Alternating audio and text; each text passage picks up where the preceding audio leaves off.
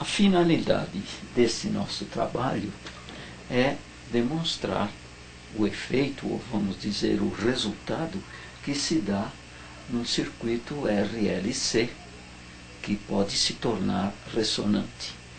Então, o nosso resultado, ou aquele resultado esperado, é quando acontece a ressonância entre os dois componentes. Nós vimos no clipe passado que esses dois componentes têm um valor L igual a 10 microhenry, ou seja, 10 vezes 10 a menos 6 henries, C igual a 10 picofarad, que significa 10 vezes 10 a menos 12 farad, e tivemos ali, aplicamos uma frequência de 1000 kHz. Tivemos como resultado uma XL de 62,8 ohms, enquanto que a XC foi de aproximadamente 16.000 ohms, ou 16 quiloohms. Com estes valores aplicados no circuito série, como vimos anteriormente, tivemos ali uma impedância. A impedância é também dada em ohms, e a impedância é o resultado da aplicação num circuito série de capacitor e indutor. Quando temos XL, XC e mais R, ou uma das duas e mais o R, vamos ter uma impedância. A impedância também é uma oposição oferecida à passagem da corrente, da mesma maneira que acontece com XL, XC ou R. Tivemos como resultado, nos valores apresentados anteriormente como exemplo, uma Z, que é a impedância de 16 quiloohms aproximadamente. Observe que XC e Z são aproximadamente iguais. Por quê? Porque o valor da XL é tão pequeno, e como usamos lá no nosso circuito exemplo, no clipe anterior, uma R, que é a resistência intrínseca do fio que serve para o enrolamento do indutor, aplicamos ali 10 ohms como essa resistência intrínseca. Daí, se aplicarmos nesta fórmula ou nesta expressão uma R de 10 ohms, vamos ter aqui 100 ohms, como vimos anteriormente. Como o valor da XL é tão pequeno e a XC é tão grande, praticamente o valor aqui ficou igual à própria XC, que seria 16 quiloohms. 16 quiloohms somados a 100 ohms, quer dizer, esta aqui elevado ao quadrado e somado a 100 ohms, dá o valor praticamente igual a 16 quiloohms. Extraímos a raiz e o resultado foi que uma Z ficou aproximadamente igual à própria XC, 16 quiloohms.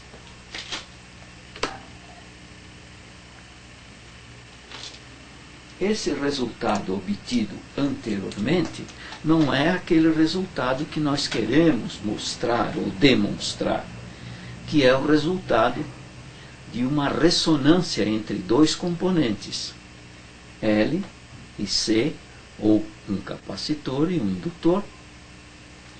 É essa ressonância entre os dois componentes que é esperada pelo projetista de um circuito eletrônico, um circuito utilizado em eletrônica, geralmente em comunicações, para a finalidade. Qual é a finalidade? Geralmente a finalidade é a sintonia para uma determinada frequência. Um circuito série RLC, que pode produzir ressonância entre os dois componentes, o C e a L, a impedância resultante na ressonância é praticamente igual à resistência do fio que enrola a bobina. Esse resultado se dá quando XL é igual a XC. E isso pode acontecer. Aqui não aconteceu porque nós tivemos uma determinada frequência, 1000 kHz, e tivemos uma L igual a uma C, 10 microhenries, 10 picofarad, mesmo esses dois valores sendo iguais, mais a frequência que usamos ali e a fórmula para XL é igual a 2πfL, enquanto que a fórmula para XC é XC igual a 1 sobre 2πfC, mesmo tendo valores iguais, você viu que nós obtivemos aqui resultados para XL e XC bem diferentes. Isso fez com que a Z do circuito ficasse tão grande, a impedância tão grande. Agora, quando a XL for igual a XC, as duas vão se cancelar. Por quê? Como se vê nesta expressão, XL é positiva, XC é negativa. Por que isto acontece? Porque, como vimos desde o primeiro clipe, num capacitor, quando se aplica uma tensão, ele começa a se carregar. No primeiro momento da sua carga, a tensão é zero sobre o capacitor. Por quê? Porque ele começa a se carregar e produz uma corrente máxima, enquanto que a tensão é uma tensão de curto-circuito, que é zero. Desse modo, num capacitor, a corrente sempre adianta da tensão em 90 graus. Por quê? Porque enquanto a corrente já está no máximo, a tensão ainda está no zero, ou quase que zero. À medida que o capacitor se carrega, quando chega no fim, então aí vamos ter a tensão máxima. No indutor acontece o contrário. Quando a corrente principia a crescer, quando a corrente ou a tensão é aplicada no indutor e a corrente começa a crescer, a tensão criada pelo campo magnético ou eletromagnético do indutor faz com que a corrente principie a aumentar com um freio, ou seja, a corrente demora para crescer, porque a tensão se opõe ao aumento da corrente. Desse modo, no indutor, a corrente atrasa 90 graus em relação à tensão aplicada. No capacitor, a corrente adianta 90 graus em relação à tensão aplicada. Por isso é que XL é colocada positiva e XC negativa. Isso pode ser explicado num gráfico fasorial, por exemplo, como este aqui. O que se coloca aqui? Aqui é o zero.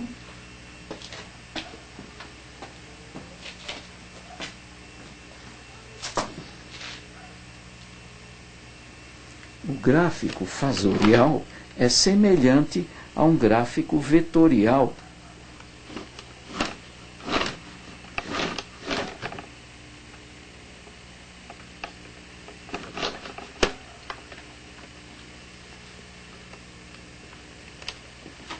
O gráfico vetorial é aquele utilizado para forças, quando se quer determinar forças, poderiam ser elétricas, mas geralmente forças mecânicas.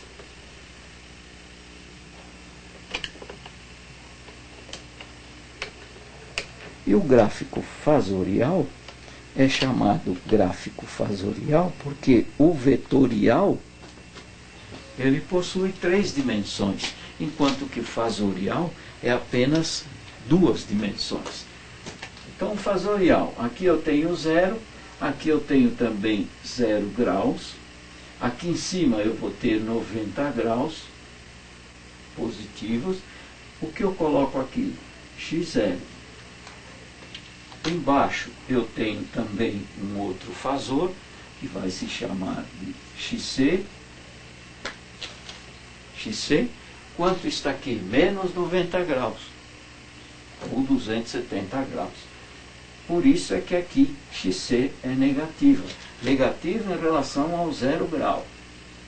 Observe aqui, eu tenho 90 graus positivo, então a XL está adiantada em relação àquilo que eu tenho aqui. E o que eu tenho aqui? Eu vou ter aqui uma R.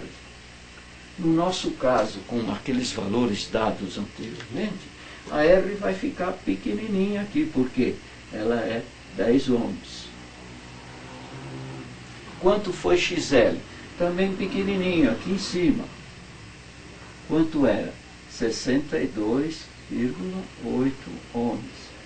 Agora, a XC não daria nem para colocar um comprimento de fasor tão grande, porque ela é 16 kΩ.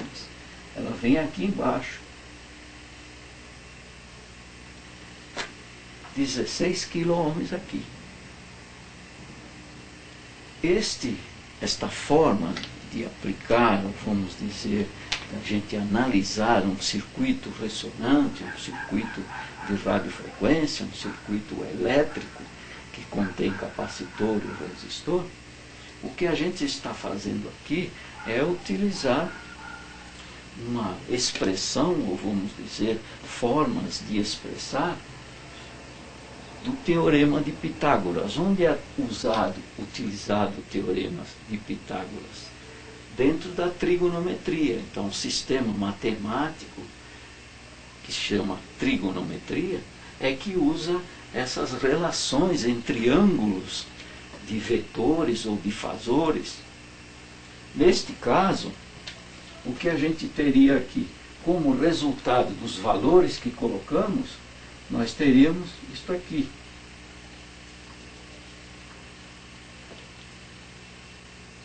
Observe, XC e L. O que eu tenho aqui? Eu tenho uma tangente com aqui um valor bastante grande, porque é bastante comprido. Isso aqui seria um cateto. Aqui seria o outro cateto, se nós utilizássemos, por exemplo, trigonometria. E onde que teríamos como resultado? Observe, isso aqui estaria tão grande lá embaixo que, como resultado, eu teria praticamente uma hipotenusa que ficaria um ângulo muito pequeno aqui, um ângulozinho muito pequeno, porque, como você viu, a Z ficou igual, quase igual à própria XC. Então eu teria aqui uma Z,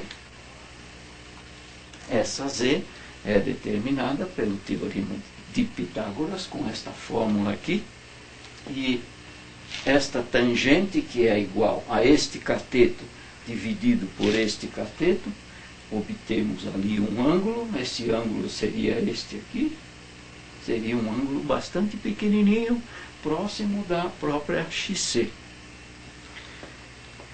Desse modo, o que temos aí? Temos aí o resultado que não é a ressonância, porque a XC é tão grande e a XL é tão pequena. Poderia ser exatamente o contrário. De acordo com os valores que colocamos anteriormente, poderíamos colocar outros valores, onde a Z daria aqui em cima, ela ficaria aqui em cima. Por quê? Porque a XL poderia ser muito maior que a XC. Daí, como resultado, não teríamos a ressonância.